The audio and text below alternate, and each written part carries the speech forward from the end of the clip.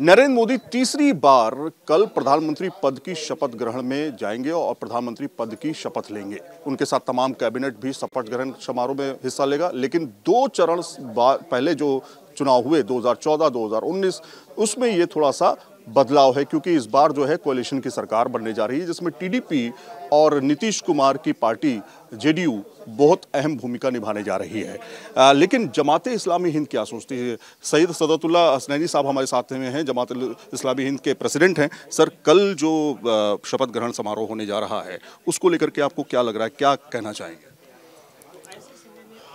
हम यह समझते हैं कि बीजेपी को एक और अवसर मिला है, लेकिन यह अवसर एक स्ट्रॉन्ग संदेश के साथ, मैसेज के साथ मिला है। भारत के इलेक्टोरेट ने इस इलेक्शन के ज़रिए एक बहुत ही इम्पोर्टेंट मैसेज डिलीवर किया है।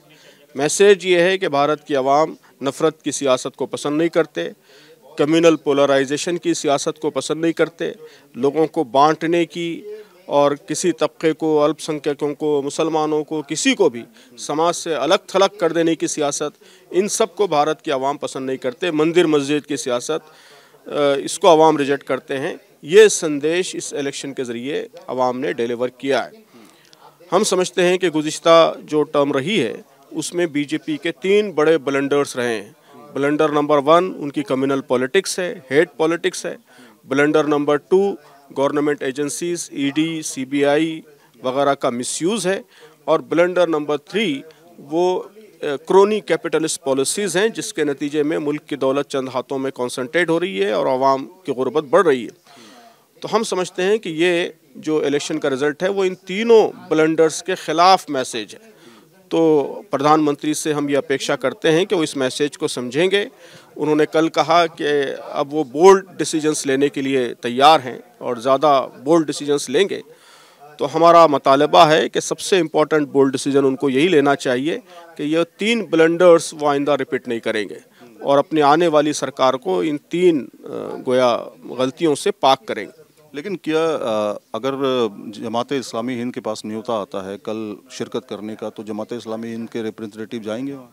बहरहाल वो तो सब इमेजिनरी सवालात हैं। न्योता आएगा तो फिर उसके बाद देखा जाएगा। अभी तक तो नहीं आया हमारे पास कुछ। अच्छा, इस्लाम खासतौर पे मुस्लिम आरक्षण की बात करें, मुस्लिम आरक्षण को लेकर के क्या सोचते हैं? क्योंकि आंध्र प्रदेश में जिस तरह से चंद्रबाबू नायडू ने मुस्लिम आरक्षण की वकालत की है, क्या आपको लगता है कि प्रेजेंट गवर्नमेंट में मुस्लिम आरक्षण कंटिन्यू रह सकता है या आगे और इस पर बातचीत होगी?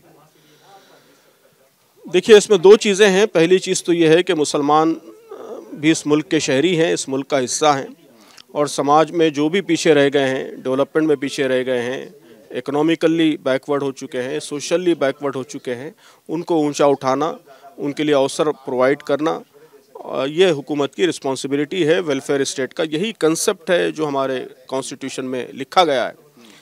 तो अगर मुसलमान पीछे हैं किसी जगह और हैं वाकई, तो उनको ऊपर उठाना ये हुकूमत की जिम्मेदारी है। उसके लिए अफर्मेटिव एक्शंस लेना पड़े तो लेना भी चाहिए। ये पहली चीज़ है।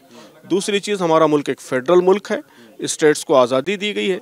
तो अगर कोई स्टेट ये समझता है कि वहाँ मुसलमानों को या किसी भी तबके को रिजर्वेशन मिलना चाहिए, तो वो स्टेट का हक़ है और उस हक़ को तस्लीम करना चाहिए। लेकिन यूसीसी, सीए, एनआरसी जैसे तमाम मुद्दों को लेकर के सरकार आई, 2019 के बाद बड़े प्रदर्शन हुए। ऐसे में अब जो गवर्नमेंट है, सीए के बाद यूसीसी, एनआरसी जैसे तमाम मुद्दों को लेकर के आपको लगता है क्या सोचते हैं? बहरहाल अब ये जो मैंडेट मिला है उससे तो साफ जाहिर होता है कि अवाम ने यह ऐलान किया है कि हम इस तरह के जितने डिवाइसिव एजेंडा है उसको हम अप्रूव नहीं करते।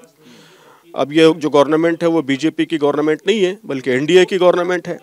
और एनडीए में जो अलाइड पार्टीज़ हैं, पार्टनर्स हैं, उन्होंने खुलकर इन सब मुद्दों पर बीजेपी की और रूलिंग पार्टी की मुखालफत की है।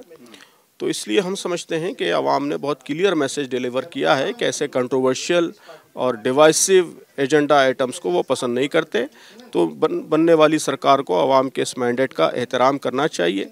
और जो अलाइड पार्टीज़ हैं उनकी भी रिस्पॉन्सिबिलिटी है कि वो एनडीए का कॉमन मिनिमम एजेंडा बनाएं, जिसमें जो एग्रीड अपॉन और कंसेंशुअल आइटम्स हैं वो शामिल रखें और ऐसे सारे डिवाइसिव एलिमेंट्स से उस एजेंडे को पाक रखें। आखिरी सवाल है मेरा कि इस बार के चुनाव में आपको लगता है कि मुसलमानों की भागीदारी खासतौर पर रिप्रेजेंटेटिव जो थे वो कम थे, पार्टियों ने उनके ऊपर कम फोकस किया, खासतौर पर कांग्रेस गठबंधन हो या फिर बीजेपी हो या फिर दूसरी और पार्टियां? जी, वो तो बिल्कुल जाहिर है, एविडेंट है कि जो मुल्क की आबादी के मुसलमानों की आबादी के मुकाबले में जो बने हैं इलेक्ट हुए हैं एमपीज़ वो भी काफ़ी कम है, बहुत ज़्यादा कम है, यानी कोई रेशियो नहीं है। 15-16% मुसलमान हैं और जो जीत के आने वाले लोग हैं वो 5% भी नहीं है। और कैंडिडेट्स में भी ये तनासुब बहुत कम रहा है, रेशियो बहुत कम रहा है।